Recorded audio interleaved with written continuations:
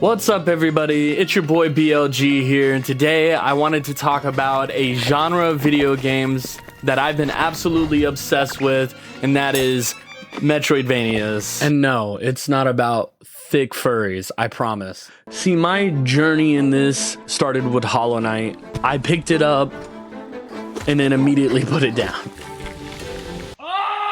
Now, something you need to know about me is I am not good at games. I'm not good at games. I actually put gaming down for a long time, so I never got to scale and get better at games until later on. So when I picked it back up in my adult life, which was about like maybe 3 years ago, I sucked. In fact, I was so bad at the game that the Mantis Lords, which is one of the first like real boss fights in the game, took me over 3 weeks to do. And then after I beat it, I just straight up dropped the game. Please don't judge me. During my hiatus on Hollow Knight, I discovered a YouTube channel that was talking about Pseudoregalia. Now, this game literally tickled every part about my Nintendo coded brain that it possibly could. I mean, it literally looks like an old DS game, and the movement is modern and it's smooth and it feels just right. I would also drop this video game within a month of playing it. But then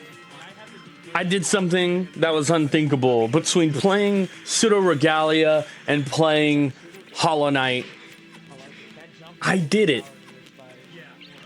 I beat Pseudoregalia. Oh, you got her. Let's go! It's enough to make a grown man cry. After beating that game, something just clicked in my head. Before, I was just aimlessly running around in Pseudoregalia and aimlessly running around in Hollow Knight, not really understanding my motive or what I'm trying to do. But after I beat Pseudoregalia, it all clicked, and then the floodgates opened. And then we entered in with 9 Souls.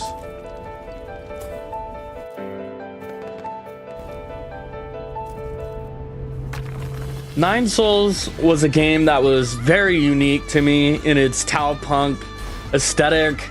It felt like a futuristic, dystopic China mixed with cyberpunk elements.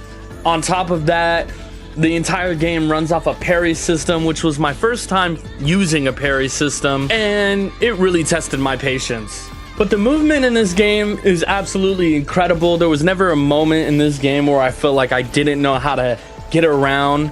A lot of things just came naturally. The game design speaks for itself, and the world and story is incredibly immersive, so much to the point where this would be the only game out of all the Metroidvanias that I've played that I picked up and I finished it. There was no breaks in between. It was from start to finish.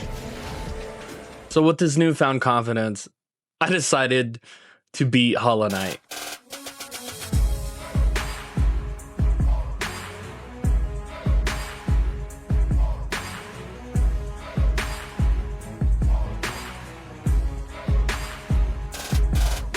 I fucking did it! Oh my gosh! You did it? I think I did. Please be it.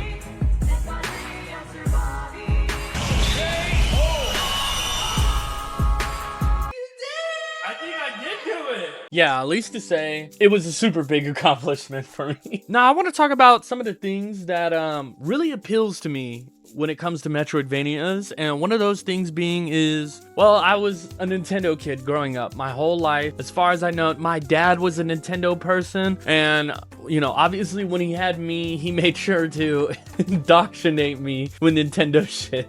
And I've noticed that the types of games that I kind of gravitate towards are very cartoonish, whimsical. Sometimes they have a dark aesthetic on top of that, like cartoony whimsy, which is exactly the reason why I haven't played Elden Ring, but I've definitely beaten another Crab's Treasure. Our AAA titles, the only AAA titles I play are really just like multiplayer games, you know, your Arc Raiders, your Marvel Rivals, your the Finals. I don't really play a lot of AAA games. The only other games that I have played that are AAA is probably like Stellar Blade and Expedition 33 and Cyberpunk. Cyberpunk. But really anything outside of that, it just, I don't find it interesting. Like, I want to play Elden Ring, but like nothing about Elden Ring just makes me like, oh, I need to play it right now. And I think that's part of the reason why Metroidvanias are so attractive to me, because they really do catch this like childlike sense of wonder that I used to get when playing earlier Nintendo games like Legend of Zelda Twilight Princess or some Mario games. Hell, we could even throw in Kingdom Hearts. I know that's not like Nintendo exclusive, but you know, that childlike wonder that I would get from just exploring these incredibly different worlds that I never had access to other than this one medium. And now I get to explore that through an entire genre of